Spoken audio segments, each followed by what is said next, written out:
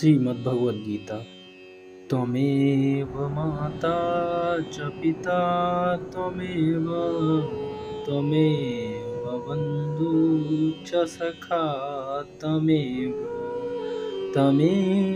विद्या द्रविणं त्वमेव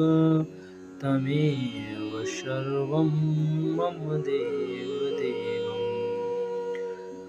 ओम श्री परमात्मने नमः।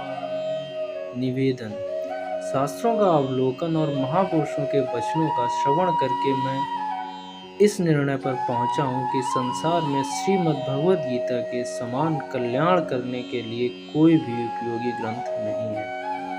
गीता में ज्ञान योग, ध्यान योग, कर्म योग, भक्ति योग आदि जितने भी साधन बतलाए गए हैं उनमें कोई भी साधन अपनी श्रद्धा, रुचि और योग्यता के अनुसार करने से मनुष्य का शीघ्र कल्याण होता है। अतएव उपर्युक्त साधनों का तथा परमात्मा का तत्व रहस्य जानने के लिए महापुरुषों का और उनके अभाव में उच्च कोटि के साधकों का श्रद्धा प्रेम पूर्वक संग करने की विशेष चेष्टा रखते हुए गीता का अर्थ और भाव सहित मनन करने तथा उसके अनुसार अपना जीवन बनाने के लिए प्राण पर्यंत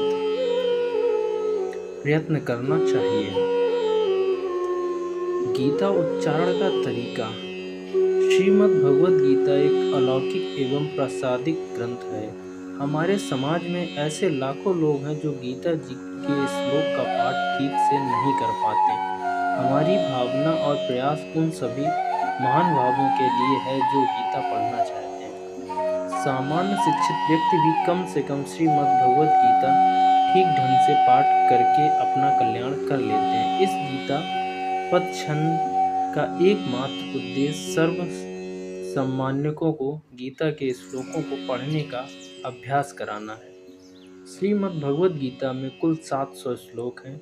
उसमें 635 श्लोक अनुष्टुप छंद के हैं और 55 श्लोक त्रष्टुप छंद के हैं। प्रत्येक श्लोक में 4 चरण होते हैं।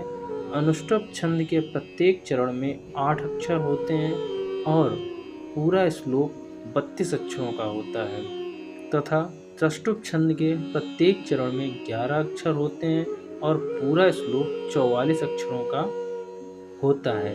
अनुष्टुप छंद श्लोक को पढ़ते समय उसे 8-8 अक्षर का 4 भाग बना लें, अर्थात 8 अक्षर गिनकर एक साथ पढ़ने से एक चरण पूरा होगा। इसी त्रष्टुप छंद वाले श्लोक में 44 अक्षर वाले श्लोक के एक चरण में 11 अक्षर गिनकर पढ़ना चाहिए। गीता के कुछ श्लोकों में अक्षर गणना करते समय कहीं कहीं एक चरण में 9 तथा 12 अक्षर भी मिलते हैं। उसका उच्चारण दिए गए रंगों के अनुसार ही करना चाहिए। श्लोक अक्षरों की गणना में आधा अक्षर अर्थात हलंत अक्षर की गणना नहीं करनी चाहिए। 8 अक्षर और 11 अक्षर की गिनती करते समय पूर्ण अक्षरों को ही गिनना चाहिए। गीता जी का सही उच्चारण सीखने वाले सामान्य पाठकों की सुविधा के लिए प्रत्येक चरण को अलग अलग विभिन्न रंगों में रंगा है। इस श्लोक के प्रत्येक चरणों को समझाने की सहायता मिलेगी। प्रत्येक श्लोक के नीचे उसका चरणबद्ध ढंग से परिच्छेद भी किया है ताकि पाठकों को श्लोक पढ़ने में आसानी हो। बराह पुराण में आया है कि नित्य गीता का पाठ करने वाले मनुष्य का पतन नहीं होता, इसलिए गीता का पाठ नित्य यथा संभव अवश्य करना चाहिए। आशा है जो पाठक गीता पढ़ना चाहते हैं उनके लिए यह विधि प्रयास योग होगी।